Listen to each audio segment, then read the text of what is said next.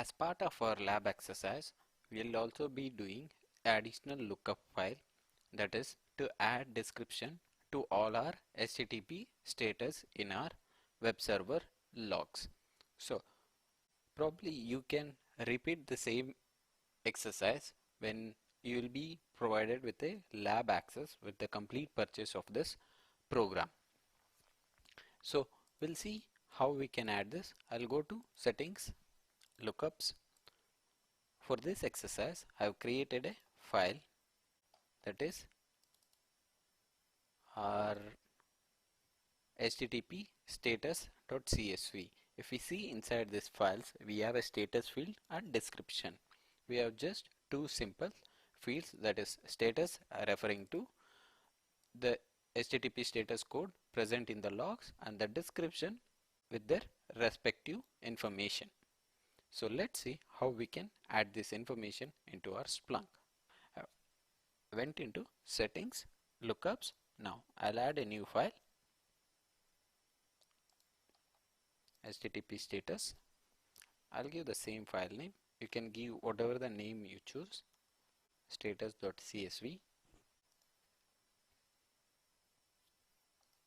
And once you have created, it will be completely under your ownership, whoever the user has uploaded. And if you want this information to be stayed, click on permission, all apps, read, everybody can read, and admin and power can add information or edit these files. Let us quickly go back to our search app where we can validate our newly created lookup adds new information or not. Once we are in our search app, I'll again go to index is equal to main, source type is equal to access, that is my access log where all the status are present, and I'll check for last 30 days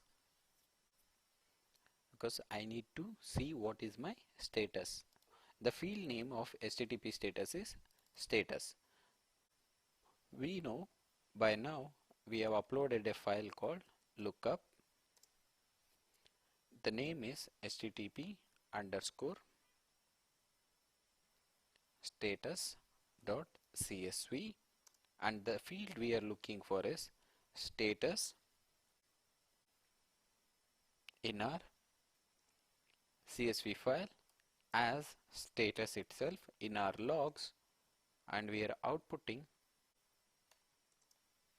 new field, that is description, which is not as part of any web server log.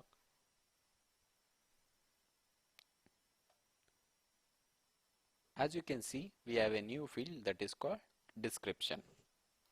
These information were never part of our internal logs, but we have added them based on our knowledge, and we have taught Splunk anywhere. If you look at this information, you can add these additional fields that are description.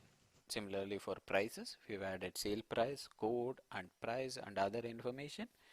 This information can be any number of columns. You can add any number of information to your logs consisting of same field.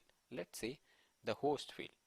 I have our universal forwarder that is installed on my PC referring to as Arun Kumar PC. The same information you can add latitude, longitude, owner and the applications running on this PC, and when was the PC last patched, all this information as part of your CSV itself. The options here are unlimited. You can add any number of fields.